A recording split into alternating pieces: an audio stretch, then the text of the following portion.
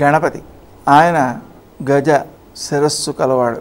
గరిక ఒక ఔషధీ గుణం కలిగినటువంటి విశిష్టమైన ద్రవ్యం. దాన్ని మనం ఆయనకి పూజ చేస్తున్నాం. అలాగే దానితో బాటుగా ఒక 21 మూలికలతో ఆ పత్రాలతో మనం పూజ చేస్తున్నాం. దీనంతటికీ కూడా ప్రత్యేకమైన విలువలు ఉన్నాయి. ప్రతీది కూడా ఔషధీ స్వరూపమైనదే. నిజానికి ఈ 21 పత్రాలు కూడా మనం కోసుకోవాలండి వెళ్ళి.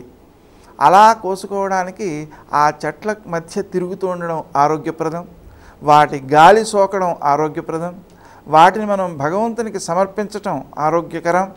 విశేషించి నీటిలో ఈ మూలికలను కలపడం ద్వారా నీటిని అంతనీ కూడా చాలా పరిశుద్ధం చేసేటువంటి ఒక సాముదాయికమైన శుద్ధిక్రియ ఈ పండుగ ద్వారా జరుగుతోంది. కాబట్టి ఆ మూలికలు చాలా పవిత్రమైనవి, ఆరోగ్యవంతమైనవి. వాటి గాలి సోకడం కూడా ఆరోగ్యకరమైనది. అందుకనే వాటిని ఆది పూజ్యుడైనటువంటి గణపతికి సమర్పించి మనం ఆరోగ్యవంతమైన జీవనాన్ని